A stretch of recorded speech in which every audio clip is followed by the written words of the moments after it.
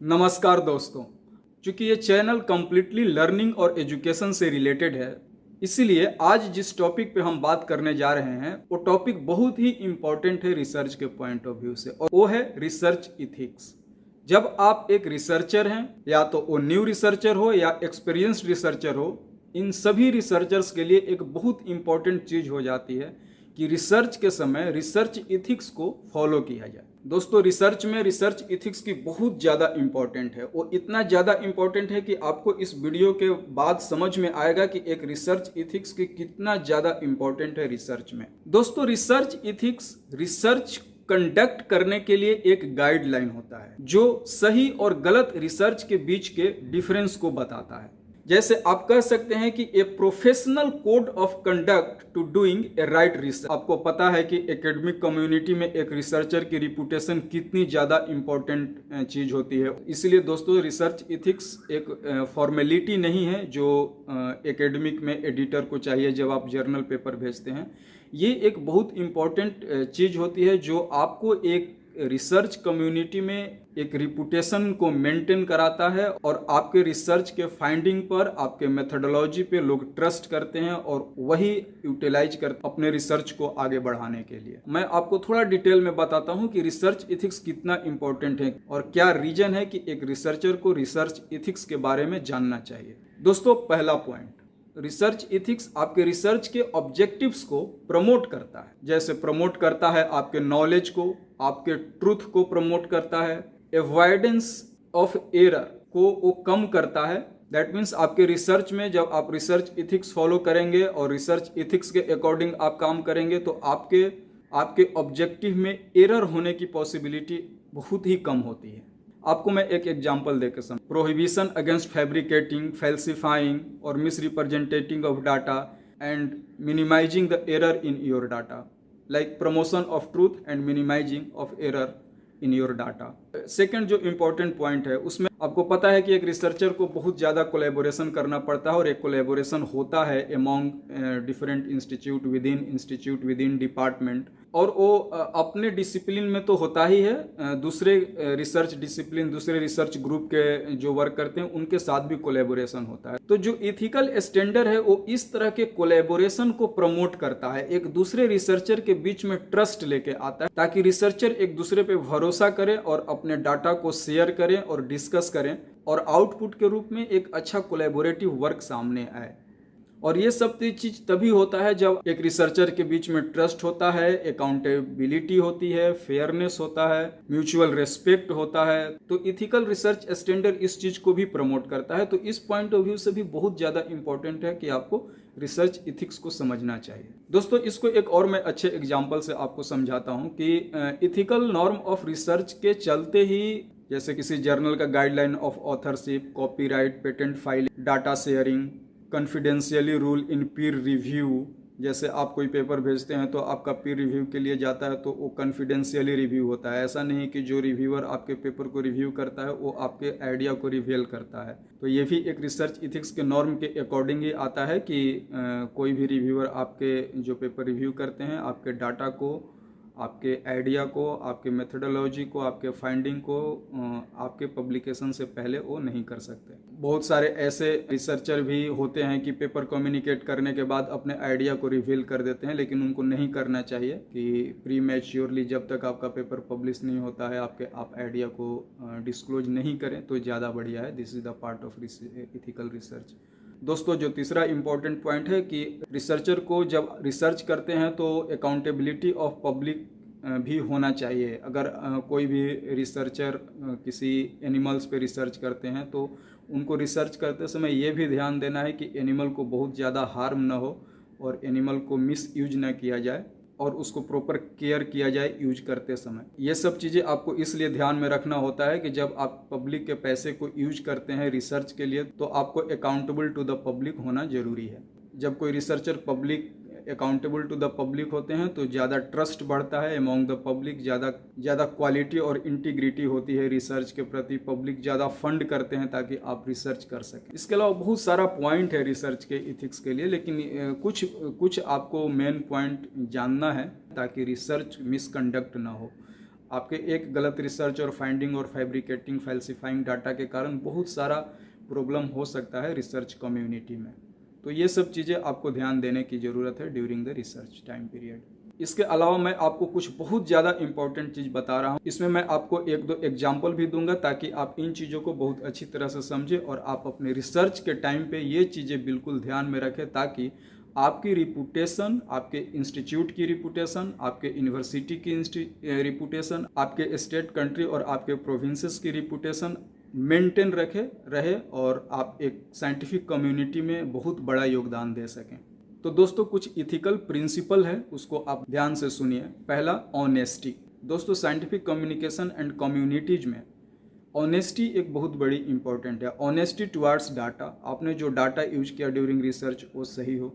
Honesty towards result, honesty towards method and procedure जो आपने research में यूज किया है, and honesty towards publication status. Do not fabricate, falsify और misrepresent your data, and you also do not deceive colleagues, researchers, research sponsors और the public. दूसरा, objectivity. Objectivity में आपको ये ध्यान में रखना है कि आप बायस एक्सपेरिमेंटल सेट मत कीजिए, उसके प्रति बिल्कुल आप ध्यान रखिए। डाटा एनालिसिस, एक्सपेरिमेंट डिजाइन में अगर कोई बायस है, डाटा इंटरप्रिटेशन में अगर कोई बायस है, तो जब भी आप कोई एक्सपेरिमेंटल डिजाइन कर रहे हैं, आप अपने डाटा को यूज कर रहे हैं, आप अपने रिजल्ट को रिप्रेजेंट करते हैं, तो आपको बायस हटाना है या आपको उस मिनिमम लेवल तक लेके जाना है जहाँ पे आपको लगे कि नहीं, this is the satisfactory result और एक्सपेरिमेंटल डिजाइन और डाटा।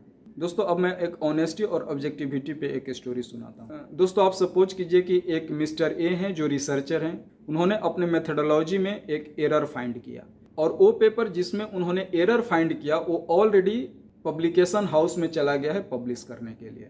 आप एज्यूम कर लीजिए कि एक मैथमेटिकल इक्वेशन है उनके मेथडोलॉजी जिसमें उनको एरर मिला, लेकिन जिस पेपर में उन्होंने एरर निकाला वो पेपर ऑलरेडी एक्सेप्टेड हो गया है किसी जर्नल में, और जो जर्नल का पब्लिशिंग हाउस है उस पेपर को ऑलरेडी प्रिंट के लिए भेज दिया है।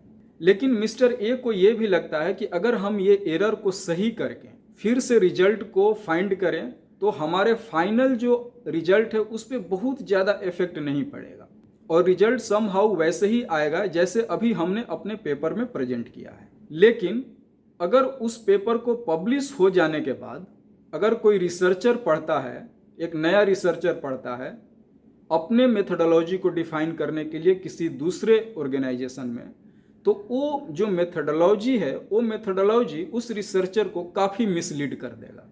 तो यहाँ पे दो चीज़ें आपको समझने की ज़रूरत है। पहला चीज़ है कि उस मेथडोलॉजी को मिस्टर ए अगर सही करते हैं तो उनके रिजल्ट पे भी बहुत ज़्यादा इफेक्ट नहीं आएगा, और दूसरा अगर वो सही नहीं करते हैं रिजल्ट पे तो इफेक्ट नहीं आएगा, लेकिन वो इस तरह का एरर है कि किसी दूसरे रिसर्चर को उसके रिसर्च ऑब्जेक्टिव और उसके रिसर्च मेथडोलॉजी को डिफाइन करने में काफ़ी ज़्यादा मिसलीड कर देगा। और उसके साथ जिस जर्नल में उन्होंने भेजा है वो जर्नल ऑलरेडी प्रेस में भेज दिया है उस उनके पेपर को पब्लिकेशन के लिए, और विथड्रॉ करने के लिए और विथड्रॉ करने के बाद उसको करेक्ट करके फिर से भेजने के लिए काफ़ी लेट हो चुका है। और इस केस में भी मिस्टर ए को ये लगता है कि अगर हम इस स्टेज पे एडिटर को कुछ लिखते हैं कि नहीं हमारे में ये मेथड में एरर है, तो उनको थोड़ा सा लगता है कि रिसर्च कम्युनिटी के लेवल पे एम्बैरेसमेंट फील होगा, तो वो इस चीज़ को इग्नोर कर वो एडिटर को कुछ बताते नहीं हैं। पब्लिशिंग हाउस में उनका पेपर पब्लिश हो जाता है। अब इसमें आप सोचिए कि आपको क्या लगता है, क्या मिस्टर ए को, पब्लिशिंग हाउस को या एडिटर को बोलना चाहिए कि मेथडोलॉजी में एरर था, या आप भी वैसे ही सोचते हैं जैसे मिस्टर ए सोचते हैं? और मैं आपको अपने एक्सपीरियंस के बेसिस पे बोल रहा हूं कि मोस्ट ऑफ रिसर्चर वही सोचेंगे जो मिस्टर ए ने किया। अब यहाँ पे जो मेथडोलॉजी है वो मेथडोलॉजी पब्लिश हो गया, रिजल्ट पे कोई इफेक्ट नहीं था जैसा मैंने पहले बताया, लेकिन वो रिसर्च कम्युनिटी को मिसलीड जरूर करता था, वो भी बहुत ज्यादा लेवल पे। तो यहाँ पे करेक्ट मेथडोलॉजी पब्लिश न होना ये मिसकंडक्ट है ऑनेस्टी का और इंटीग्रिटी का, और ये इथिकल नॉर्म का वायलेशन करता है relating to honesty and objectivity of the research. Paper तो पब्लिश हो गया लेकिन यहाँ पे ऑनेस्टी रिसर्चर में नहीं है और उसकी जो ऑब्जेक्टिविटी है वो भी इथिकल के पॉइंट ऑफ व्यू से वायलेंस हुआ। एक ये एग्जाम्पल हुआ। अब मैं आपको एक दूसरा एग्जाम्पल देता हूँ। ये एग्जाम्पल देता हूँ एक्सपेरिमेंट से रिलेटेड। आप सपोज कीजिए कि एक मिस्टर बी हैं जो रिसर्च करते हैं किसी लैब में, और वो मिस्टर बी अपने डाटा को स्टैंडर्डाइजेशन करने के लिए उसको कम से कम अपने लैब में 100 एक्सपेरिमेंट सेट करना है। उन्होंने अपने लैब में 100 एक्सपेरिमेंट का सेटअप कर दिया। और आप एज्यूम कीजिए कि फ्राइडे का दिन है और हो सकता है कि संडे सैटरडे लैब बंद हो, तो वो और उनके फ्रेंड मिलके खंडाला जाने का प्लान किया था। तो शाम में उनको याद आया कि अरे हमें तो रात में खंडाला निकलना है और हमने जो 100 सैंपल को एक्सपेरिमेंट में सेट किया है वो कंप्लीट नहीं हो पाएगा। और जब 100 सैंपल का एनालिसिस कंप्लीट नहीं हो पाएगा तो हम अपने डाटा है उसको अच्छे से स्टैंडर्डाइज नहीं कर सकते, क्योंकि उसके लिए 100 सैंपल का रिजल्ट चाहिए। तो उनको नाइट में निकलना था और जब उनको निकलना था उस समय तक सिर्फ उनके 90 सैंपल का एनालिसिस हो पाया था। तो उन्होंने डिसाइड किया कि चलो 90 सैंपल का एनालिसिस हो गया है और इसी 19 सैंपल का 10 सैंपल के लिए अपने डाटा को एक्स्ट्रापोलेट कर देते हैं और उसी एक्स्ट्रापोलेशन से जब 100 डाटा हमें मिलेगा तो उसी से हम अपने पर्टिकुलर जो सैंपल है स्टैंडर्डाइजेशन उसको कर देंगे।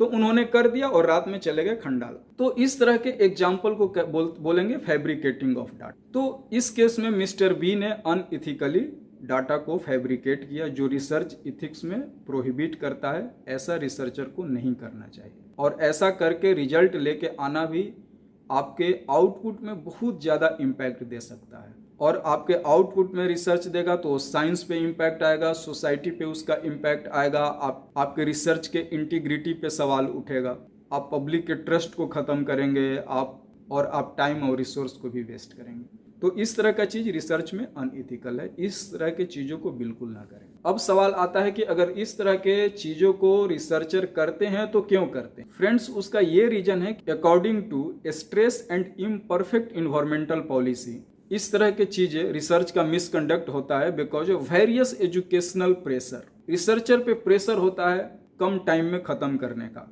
रिसर्चर पे इंस्टीट्यूशनल प्रेशर होता है, रिसर्चर पे सुपरवाइजर का भी प्रेशर होता है, रिसर्चर पे पब्लिकेशन करने का प्रेशर होता है, रिसर्चर को एक टाइम लाइन दिया गया रहता है, उस पर आपको कंप्लीट करना है, इसका प्रेशर होता है। उनके अपने कैरियर एम्बिशन का प्रेशर होता है। कुछ लोग प्रॉफिट और फेम के लिए भी ये सब काम कर देते हैं। और कुछ रिसर्चर का पुअर ओवरसाइट है, जिनको रिसर्च पे बहुत ज़्यादा भरोसा नहीं होता है, वो भी इस तरह के काम करते हैं। तो इन सब चीज़ों को बिल्कुल अवॉइड कीजिए। इन सब चीज़ों को करने की ज़रूरत नहीं है। जो आपके रिजल्ट फाइंडिंग आए उसी रिजल्ट बेसिस पे आप पेपर लिख के और पब्लिश कर सकते हैं। जरूरी नहीं है कि पहले किसी रिसर्चर ने इस तरह का रिजल्ट पब्लिश किया है तो आपका भी रिजल्ट उसी तरह का आए। उनके अपोजिट आपका रिजल्ट आता है और आप अपने रिजल्ट पर कॉन्फिडेंट हैं, ओवर कॉन्फिडेंट है, तो आप जो भी जिनके अपोजिट आता है आप उनके रिजल्ट को क्रिटिसाइज कीजिए। रिसर्च करते समय खासकर अगर आप एक लॉन्ग टर्म रिसर्चर बनना चाहते हैं तो ये काफ़ी इम्पॉर्टेंट है कि आप अपने रिसर्च के टाइम कोई अनइथिकल रिसर्च ना करें। अनइथिकल फैब्रिकेटिंग, मिसकंडक्टिंग ऑफ रिसर्च और फैल्सिफाइंग और मिसरिप्रेजेंटेशन ऑफ डाटा, इस तरह की चीज़ें ना करें और अवॉइड करें। तो दोस्तों, ये सारी चीज़ें मोटा मोटी रिसर्च से रिलेटेड इथिकल चीज़ें थी जो आपको थोड़ा सा ध्यान देना है। मुझे उम्मीद है कि कुछ ना कुछ इस वीडियो से आप लोगों को इन्फॉर्मेशन मिला होगा। तो आप मेरे यूट्यूब चैनल को ज़रूर सब्सक्राइब करें, लाइक करें और शेयर करें, ताकि ये सब इन्फॉर्मेशन और भी रिसर्चर के पास पहुँचे और वो भी इन सब चीज़ों के बारे में जाने। तो नेक्स्ट टाइम एक और अच्छे टॉपिक के साथ मैं आऊँगा आपके पास। तो देखते रहिए हमारा यूट्यूब चैनल। नमस्कार।